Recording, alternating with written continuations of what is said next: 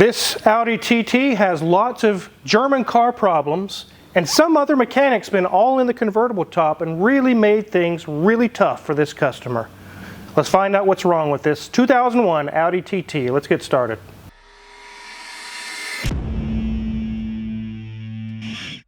This one came in from another shop. They brought it for some repairs. The brakes, when they hit it more than once or twice, they lose power brakes. It runs really rough. The check engine light is on. The shop that they took it to here in town is not a German car specialist. They said take it to Omega, we're not touching it.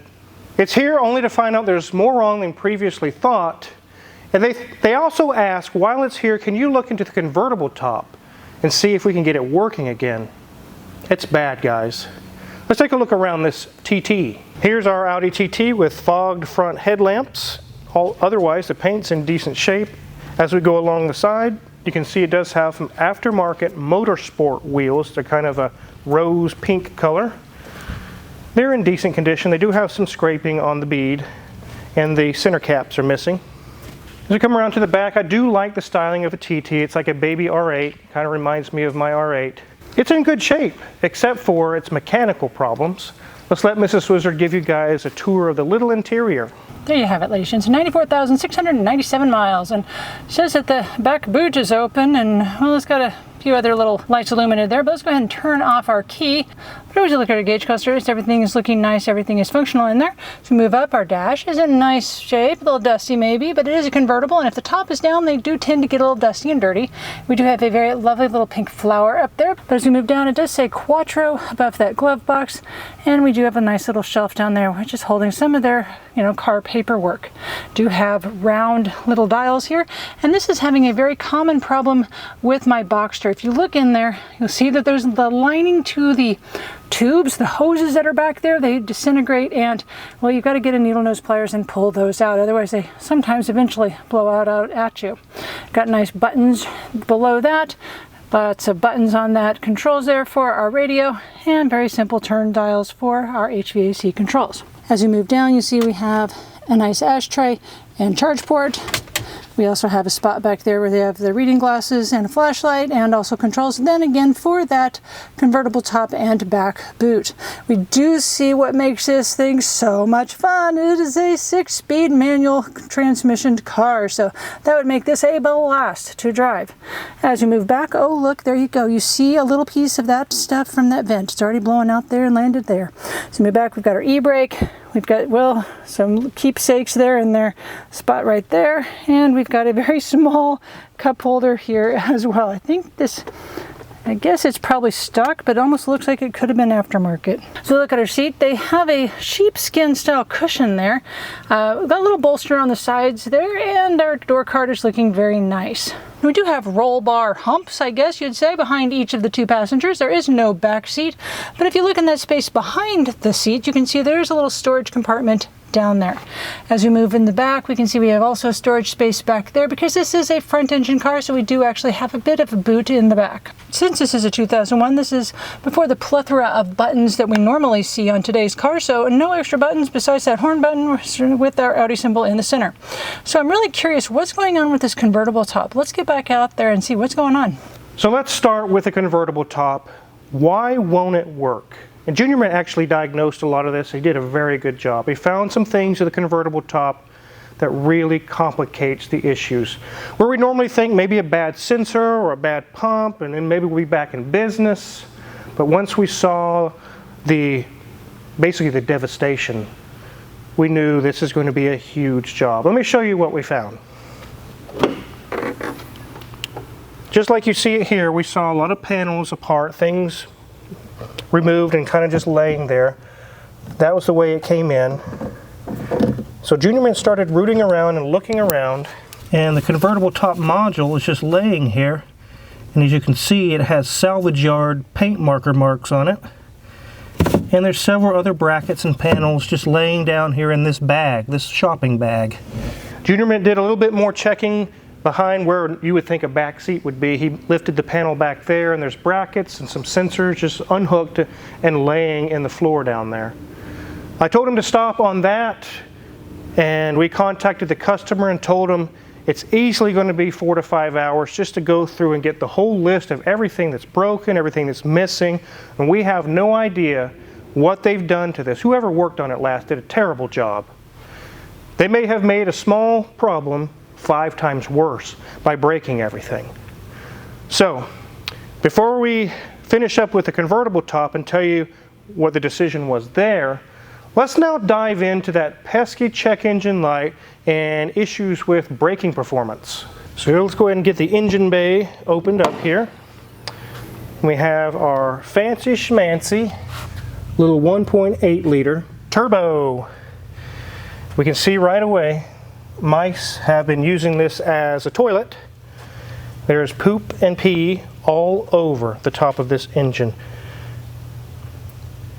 But we didn't even have to go very far with that once we hooked up the smoke machine and started doing some smoke tests. When they mentioned that they had a check engine light on, and then after they pump the brakes once, they lose power brakes altogether, I just kind of knew from years of experience it's very likely a vacuum leak. We know with all German cars, whether it be BMW, Mercedes-Benz, or VW, or Audi, or any of these brands, they like to use what I call achy breaky plastics. This one's no exception. You're going to be surprised just how much is broken on this thing. It's very common on Bentleys of the 04, 05 year range to have plastic vacuum pipes over the transmission tunnel break, cause it to run rough, run terrible, and it's an engine out job to fix it. Luckily there's no engine out job here, but the intake would have to come off. Let me get my smoke machine hooked up and show you. We just keep finding more and more and more. Every time we look at it, we find another broken or cracked vacuum pipe. So we're going to remove this vacuum pipe here that goes to most of the vacuum system. Okay, there we go. We're going to first check, this goes to the brake booster. Make sure that there's nothing leaking with the brake booster itself. And I'll show you what we do here. We turn this on, and it's 1 or 2 psi smoke. It's not enough to burst anything or hurt anything, but it's kind of like a hot box situation there. Plug that in, and we wait. So it's been going for some time. I don't see anything leaking at the brake booster, so it's likely not at fault. Let's go the other way into the intake manifold and see what kind of leaks we find there. I'm going to put it into the nipple here. So we see in between the intake runners there, that pipe is completely cracked down the middle and leaking really badly. But wait, there's more. So we see some smoke coming from right here. I'm touching it. Well, that piece is missing. Where is it? Oh, here it is. Completely snapped in half. But wait, there's more. I noticed this when we were looking. It doesn't have any smoke coming out of it, but this is completely split in half as well. But wait, there's more. The intake gaskets themselves are also leaking really bad. Look at pouring out, guys. It's just pouring out. I really love tools like this smoke machine that's at my feet here. It has made me thousands of dollars over the past, I think I've had it for 7 or 8 years. It really defines yes or no, black and white. What is wrong? There's no guessing. It gets right to the point. We're going to have to remove that intake, obviously, because it's pouring smoke out of it. And while it's off, I counted 11 vacuum pipes cracked. And these pipes aren't $5 a piece. They're little assemblies that come with all check valves and everything built into them, and they're 50 and 75 and 100 each. We easily know, just from looking at all the broken pieces in here, we're going to be at $1,000. If you get 75 here, 100 here, 50 there, 100 there, 75. The intake gaskets, the labor. Don't forget the labor. Easily $1,000 to take care of all these broken vacuum pieces. And you know, once we get it apart, we'll find even more. That's usually the way it goes. No muffler Newton, thanks, appreciate that. So let's go over to a BMW that just rolled in. I want to show you under the hood of this X5. So you think, I'll get a BMW that won't have all those plastic pipes and cracky breaky things. Wrong. Let me show you. Here's one right here. It's corrugated piping that loves to snap in half. There's one right here, more plasticky breaky. There's one over here that goes down into the intake manifold area. The intake itself is plastic. We see a Y-shaped piece down there. That's a coolant pipe. Those love to crack and break and leak coolant everywhere. This is plastic and it goes through hot and cold cycle every time you drive. It gets warmed up and expands. Then it cools down and shrinks. And over time, it just cracks and breaks and you get vacuum leaks and coolant leaks. I can go to any older Mercedes, BMW, Porsche, Audi, VW. I don't care what brand. They will all have this. You need to keep that in mind when you're looking at an older model, that those things aren't cracked and broken. Let's head back to the Audi. So the convertible top can be used manually. You can manually put it down and manually put it up, and it works okay that way. It's kind of a nuisance, but it will work. But that solves nothing under the hood. So why is her brakes acting that way? She gives one good application of the brake pedal. It gets good strong brakes, and every application immediately after that, no power brakes. Power brakes on a vacuum-assisted system runs off of vacuum to create the boost that you need for good power brakes. There's just hardly barely enough to get one application and it runs out of vacuum because of all those breaks and cracks we just showed you. Not only is it affecting the brakes, it's also causing our check engine light because there's sensors and things that are relying on vacuum. Also, it's unchecked air getting into the engine. The computer's like, where the hell did this air come from? It's not supposed to be here. Boom, check engine light coming on. It explains why it runs rough. It explains everything, all from vacuum leaks. It's not even hit 100,000 miles yet. It's at 94,000, and it needs tons of repairs. So, is it worth it to fix on this 01 Audi TT? It might be worth $4 or $5 grand. Between the convertible top, which itself could easily be $2,000 or $3,000 to fix it. Just in parts alone would probably $1,500 or more. And then $1 grand or more on the vacuum leaks. It's kind of a toss-up. It might be worth it, but here's the thing.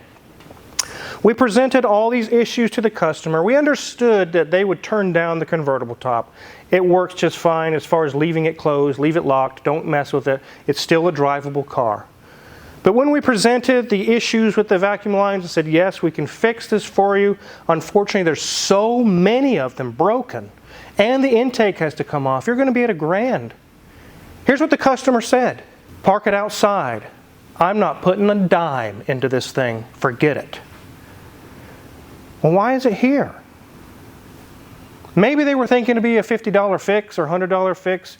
That never happens on a Mercedes or a BMW or an Audi, especially with almost 100,000 miles. You're not getting out of here for $50 on one of these. We did advise the customer, your brakes are compromised right now. They said, I don't care, I'm not fixing it. So we will be putting on the ticket, customer declined the repairs. It is a safety issue with the brakes. There's nothing we can do here. So it's going away, but before it leaves, I definitely wanted to get a video for you guys to show you all of these little plastic pipes on multiple makes of German car brands can be a bane to your existence and cost a lot of money to fix. Lots of money. Also, a lot of the tools we use in the shop to fix all these cars are listed in our Amazon affiliates link in the description below. If you purchase anything there, we get a small cut and really appreciate it. And thanks for watching.